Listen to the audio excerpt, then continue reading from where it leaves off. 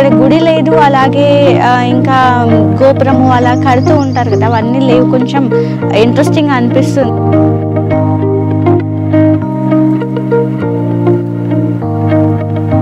తనంత తానుగా వెలిసి ఉన్నాడు కాబట్టి ఇదని స్వయంభూ క్షేత్రం అని పిలుస్తుంటారు.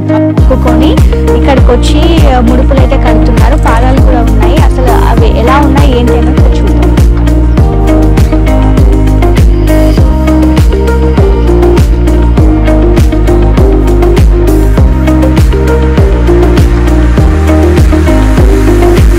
Hi guys, welcome to you channel. నేను సింధు. ప్రజెంట్ నేను పెద్దపల్లి డిస్టిక్లోని కమాన్పూర్ మండలంలోని జూలపల్లి అనే గ్రామంలో ఉన్నాను. ఇక్కడ ఆదివరాహ స్వామి టెంపుల్ అయితే ఉంది. మనకి ఎక్కడ కూడా ఆదివరాహ స్వామి టెంపుల్ అయితే ఉండదు. ఒకటి తిరుపతిలో, అంటే ఆంధ్రప్రదేశ్ తిరుపతిలో ఉంది. అలాగే తర్వాత మనకి ఇక్కడ కమాన్పూర్ మండలంలోని జూలపల్లి అనే గ్రామంలో ఉంది. సో ఇక్కడ ఈ టెంపుల్ విశిష్టత ఏంటంటే, చాలా ఇక్కడ గ్రామస్తులకి ఇంత చిన్నగా విగ్రహం అయితే కనిపించిందట. అది పెరుగుతూ ఇంత వరాహ రూపంలో ఇంత పెద్దగా అవుతూ ఇయర్స్ కొద్ది పెద్దగా అవుతుందంట. దాని విశిష్టత అన్నమాట ఆ దేవుడికి ఉన్నది. సో ఇక్కడ టెంపుల్ ఎలా ఉంది ఏంటి అనేది చూద్దాము. చూసే ముందు ఇక ఈ ఆదివరాహ రూపం గురించి చూస్తే, విష్ణువు యొక్క 3వ అవతారం అనమాట. అయితే మత్స్య అవతారము, కూర్మ అవతారము, వరాహ అవతారము, ఇలా చాలా రకాల 10 అవతారాల్లో ఇది 3వ అవతారం అనమాట. ఈ టెంపుల్ ఎలా ఉంది ఏంటి అనేది ఒకసారి వెళ్ళి చూద్దాం.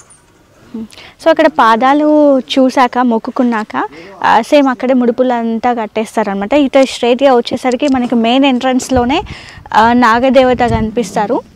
నాగదేవత దగ్గర కూడా వెళ్తాము.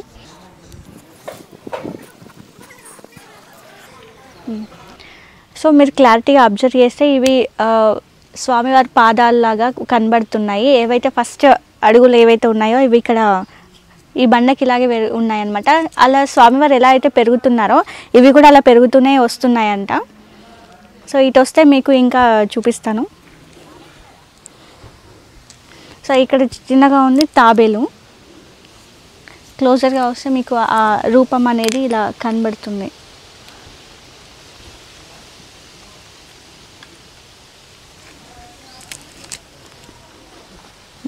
ఇటువైపుకి వస్తే మనకి ఏనుగు పడుకున్న ఆకారంలో మనకి కనబడుతుంది. అంటే ఇదంతా పోతే ఇక్కడ సిమెంట్తో క్లోజ్ చేశారంట. మనకి ఎగ్జాక్ట్గా ఆ రూపం అయితే కనిపించట్లేదు, కానీ ఇక్కడ ఈ తోక, ఈ ఏనుగు పడుకున్న రూపం అయితే కనబడుతుంది మనకి. అలాగే ఇటువైపుకి వస్తే శ్రీవారి పాదాలు, విష్ణుమూర్తి పాదాలు, ఈ పాదం అన్నమాట. ఇది 2 పాదాలు. ఇక్కడ విశేషం ఏంటంటే, మనకి అక్కడ స్వామివారి వరాహ రూపంలో ఎలా అయితే చిన్నగా దొరికితే ఏడాది పెరుగుతూ ఎలా ఉన్నాయో ఇవి కూడా, ఈ రూపాలు కూడా అలాగే పెరుగుతున్నాయంట. సో దీన్ని ఇంకా డెవలప్ చేస్తున్నారు. సో మనం చూస్తున్నట్టయితే మీరు అక్కడ మెయిన్గా అబ్జర్వ్ చేస్తే కేవలం అక్కడ ఒక చెట్టు మాత్రమే ఉంది. జస్ట్ నార్మల్గా ఒక చెట్టు మాత్రమే ఆయనకు నీడగా ఉందన్నమాట. ఆ బండకి ఎలాగ వెలిసారో అలాగే ఉంది.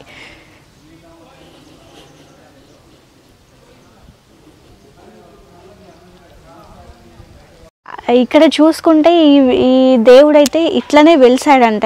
ఈ బండకి ఇయర్స్ పెరుగుతున్న కొద్దీ ఆ విగ్రహం కూడా ఇట్లా పెరుగుతూ ఉందంట. అసలు నార్మల్గా చిన్నగా దొరికిందంట వాళ్ళకి, కానీ ఇప్పుడు ఇంత దర్శనం ఇస్తున్నారు దేవుడు. సో ఈయనకి ఇలాగే ఓపెన్ ప్లేస్లో ఉండడం, స్వేచ్ఛగా ఉండడం చాలా ఇష్టం అంట. అంటే ఒక గోపురం కట్టేసి, గుడి కట్టేసి ఇట్లా ఉండకుండా నార్మల్గా ఫ్రీగా స్వేచ్ఛగా వదిలేయడం ఈ దేవుడికి ప్రత్యేకత అంట. ఆయనకు అలాగే ఇష్టం అంట, అందుకే ఇలా ఓపెన్ ఉంది. సో మీరు అబ్జర్వ్ చేసే వీడియోలో అసలు ధ్వజస్తంభం ఉండదు, గోపురం ఉండదు, గుడి లేదు, నవగ్రహాలు లేవు, అట్లా ఇలా ఓపెన్గా ఉందన్నమాట. సో మీరు చూస్తే ఈజీగా తెలిసిపోతుంది అనమాట. సో ప్రజెంట్ అయితే మనతో పాటు పూజార్ల వారు, రామాంజుల వారు ఉన్నారు. వారితో మాట్లాడదాము. అసలు ఎప్పుడు స్టార్ట్ అయింది గుడి, ఎప్పుడు డెవలప్ అయ్యింది, ఇక్కడ దేవుడు ఉన్నాడు అని ఎలా తెలిసింది అని చెప్పేసి ఆయన మాటలను తెలుసుకుందాం. నమస్తే అండి. అసలు ఇక్కడ వరాహ రూపంలో స్వామివారు వెలిసారు అని ఎప్పుడు తెలిసింది మీకు? అసలు ఎప్పుడు స్టార్ట్ అయింది పూజలు అనేటివి? జై శ్రీనారాయణ. శ్రియః పతే హరే యజ్ఞవరాహ వసుధా ప్రియ గ్రహ నక్షత్ర రాశేష గ్రహ పీడాం వ్యపోహమే శ్రీయాదివరాహ స్వామి పరబ్రహ్మణే నమః. జై శ్రీమన్నారాయణ. ప్రియ భగవద్భక్తులారా, కమాన్పూర్ మండలంలో స్వయంభూగా వెలిసిన వరాహస్వామి క్షేత్రం ఇది. ఇది ఎవరో పిలిస్తే కానీ, ఎవరో తపస్సు చేస్తే కానీ, ఎవరో ప్రతిష్ఠ చేసుకుంటే వచ్చిన దేవుడు కాదు, తనంత తానుడుగా వచ్చిన వరాహస్వామి. కాబట్టి ఈ క్షేత్రాన్ని స్వయంభూ క్షేత్రం అని పిలుస్తుంటారు. అయితే ఇక్కడ స్వామి పూజలు అందుకోవడం బట్టి దాదాపు ఒక 80-100 సంవత్సరాలు పూజలు జరుగుతున్నాయి. అంతకుముందు స్వామి ఎప్పుడు వెలిసారనేది చాలా మందికి తెలియదు. దాదాపుగా ఒక 600 సంవత్సరాల క్రితం నుండి స్వామి ఇక్కడ వెలిసి ఉన్నారని మన పూర్వీకుల ద్వారా తెలుస్తుంటుంది. ఇక్కడ స్వామి వెలిసేటప్పుడు తాను ఆదివరాహుడై వెలిశాడని చెప్పేసి మనకు వేదం చెప్తున్నాను. ఆది అని అంటే తొలుత అని అర్థం. ఒక రాక్షసుడు తనకున్న వరము చేత ఈ భూమండలాంతా కూడా తీసుకెళ్లి సప్తధాముద్రాల కింద దాచిపెడితే అప్పుడు అమ్మవారు స్వామిని ప్రార్థన చేస్తే వరాహావతారంలో వచ్చి నేను కాపాడుతానని చెప్పేసి స్వామి అమ్మవారికి చెప్పడం జరిగింది. అప్పుడు బ్రహ్మ ముక్కు నుండి ఒక బెటన వేలంతా స్వామి ఉద్భవించి అక్కడి కిందికి వెళ్ళేటప్పుడు వరాహ రూపకంగా వెళ్దామని చెప్పేసి స్వామి సంకల్పం చేసుకొని, మరి వరాహ స్వామికి సంకల్పానికి ఎందుకు ఆ మామూలుగా ఇంతకుముందు అవతారం ఉన్నాయి కదా, మత్స్యావతారం, కూర్మావతారం, అవి కూడా నీటిలో ప్రయాణం చేసాయి. మరి అక్కడ భూమిలో కదా ఇలా వెళ్ళొచ్చు కదా అంటే కాదు, పంది అనేది ఒక శ్రేష్టమైంది, దానికంటే ఒక విలువ ఉంటుంది. ఏమిటనంటే పంది ఎప్పుడైనా కూడా చూడండి, మీరు బురదలో తిరుగుతున్న బురదం తినదు, ఆహారం ఏదైతే ఉందో దాన్ని మాత్రమే స్వీకరిస్తుంది. అలానే ఈ కింద భూమిలోకి వెళ్తే ఎన్నో కోట్ల రసాతలాలు ఉంటాయి. అంటే మనకి పైన భూమి చూడండి, ఒక పండు వేప చెట్టు ఉంటుంది, పక్కకి మామిడి పండు ఉంటుంది, కానీ దీని తిప్పి దీనిదే, దీని చేతి దీనిదే, రెండు ఎలా ఉంటాయంటే కింద భూమిని ఆధారంగా చేసుకున్నాం. అలాంటి సప్త సముద్రాలు ఉన్న దాంట్లో అన్ని రకాలుగా ఉన్నప్పుడు తనకు కావాల్సిన భూమిని మాత్రమే తీసుకురావడం కోసం ఆ వాసన పసిగట్టే యోగ్యత పందికి ఉంది. కాబట్టి పంది అవతారాన్ని దాల్చి అప్పుడు కింద మనకు వేడి ఉంటుంది, శరీరం అంతా కూడా వేడి, మనకు మామూలుగా భూమిని తవ్వుతూనే వేడి వస్తుంది, లేదా వర్షం పడ్డే వేడంతా బయటకు వస్తుంది. మరి అలాంటి వేడిని తట్టుకోవాలంటే ఏం కావాలి? భారీ శరీరం కావాలి. అందుకే అడవి పంది అవతారంగా స్వామి తీసుకున్నాడు. అంటే మనకు మామూలుగా పందిలు మామూలుగా ఉన్న దాని శరీరం బాగా దొడ్డుగా ఉంటుంది, ఏమైనా కూడా దానికి స్ట్రెంత్ అలా ఉంటుంది.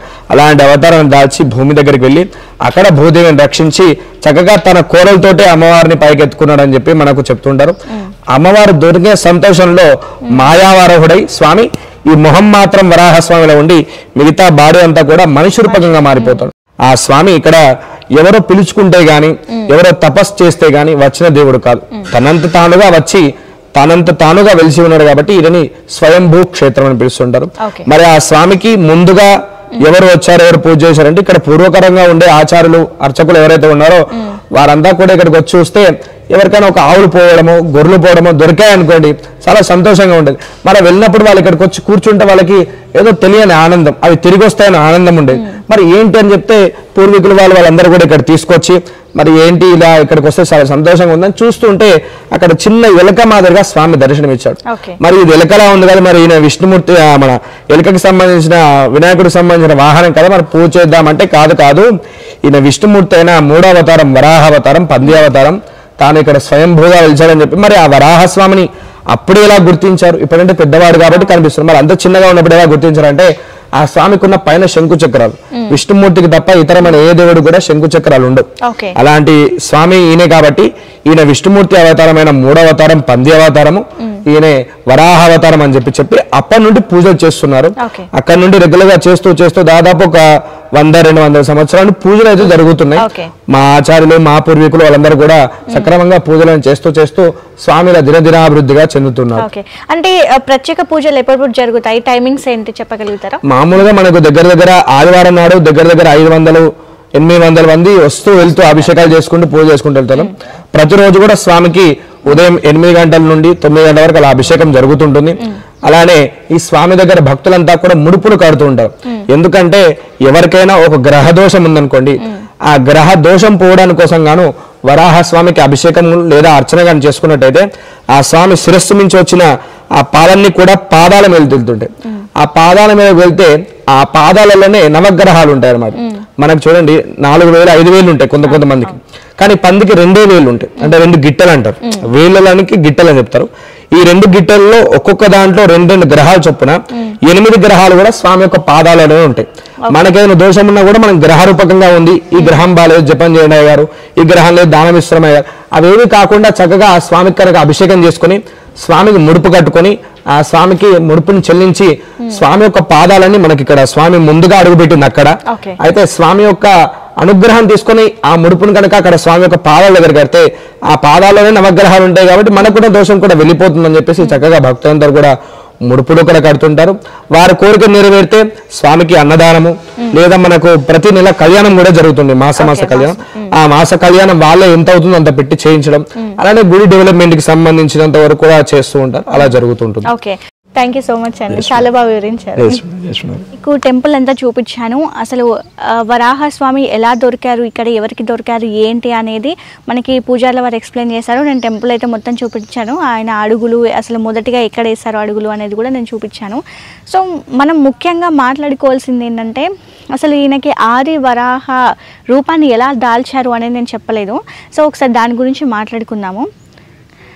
అప్పుడు పురాణాల్లో హిరణ్యకశ్యపుడు అనే రాక్షసుడు సముద్రంలో భూమిని అంతా దాచితే అమ్మవారు వేడుకున్నారంట విష్ణువుని. వేడుకుంటే ఆయన ఆదివరాహ రూపంలో వెళ్ళి, అంటే పంది రూపంలో వెళ్ళి భూమిని బయటికి తీసుకొచ్చారు అని చెప్పేసి పురాణం చెబుతుంది. సో ఆయన బయటికి వచ్చాక చూస్తే సంతోషం, భూమి బయటకు వచ్చిందని చూస్తే ఇంకా ఆయన సగం మనిషి రూపంలో సగం వరాహ రూపంలో ఉన్నారనమాట. సో ఇదన్నమాట మనకి ఇక్కడ మనకి దర్శనం ఇస్తుంది ఏంటంటే కంప్లీట్ వరాహ రూపంలోనే దర్శనం ఇస్తున్నారు. సో ఆది వరాహ రూపం అని అంటే ఏంటంటే ఆది అంటే సంస్కృతంలో మొదట అని అర్థము. సో అందుకే ఆయనని ఆది వరాహ రూపం అని చెప్పేసి అంటారు. ఏదైనా మనకి ఫస్ట్ తొలి కదా ఆది అని అంటాము, తొలిగా స్టార్ట్ అవుతుంది ఏదైనా. సో ఇక్కడ చూసుకుంటే ఈ టెంపుల్కి ఒకవేళ మీరు రావాలి అని అనుకుంటే కనుక ఆదివారం రోజు వస్తే బాగుంటుంది. ఆదివారం రోజు ప్రత్యేక పూజలు చాలా బాగుంటుందంట స్వామివారికి. సో మనం చూస్తే ఈ టెంపుల్ అంతా అబ్జర్వ్ చేస్తే ఒక గోపురం లేదు, ధ్వజస్తంభం లేదు, టెంపుల్ లేదు, కేవలం ఒక చెట్టు మాత్రమే దేవుడి దగ్గర ఉంది, అదొక నీడ అంతే. ఆయనకు స్వేచ్ఛగా ఉండడం చాలా ఇష్టం అంట, అందుకే అలా పెట్టారు. సో ఇంకా ఒకవేళ మీరు రావాలి అని అనుకుంటే దీని అడ్రస్ ఏంటంటే పెద్దపల్లి డిస్టిక్లోని కమాన్పూర్ మండలంలోని జూలపల్లి అనే గ్రామంలో ఉందన్నమాట ఈ టెంపుల్. సో మనకి తెలుగు రాష్ట్రాల్లో చూసుకుంటే కేవలం మన తెలుగు రాష్ట్రాల్లో ఆంధ్రప్రదేశ్లో అంటే తిరుపతిలో ఉంది, ఆ తర్వాత మళ్ళీ ఇంకా ఇక్కడే అనమాట. సో మన కమాన్పూర్లోనే ఉంది. ఈ దేవుడికి ఇంకా స్పెషల్ ఏంటంటే దొరికినప్పుడు ఇంత చిన్నగా ఉండేవారంట, తర్వాత కాలక్రమేణా ఇయర్స్ పెరుగుతున్న కొద్దీ ఇంత విస్తరిస్తున్నారంట, స్వామివారి విగ్రహం ఇలా పెరుగుతూ ఉందంట. సో ఆయన కేవలం ఒక బండకు అలా వెలిసారు, అదే ఆ రూపమే ఇలా పెరుగుతూ విస్తరిస్తూ ఉందన్నమాట. సో ఇదన్నమాట టెంపుల్ యొక్క విశిష్టత. ఒకవేళ మీరు రావాలి అని అనుకుంటే ఆదివారం రోజు రండి.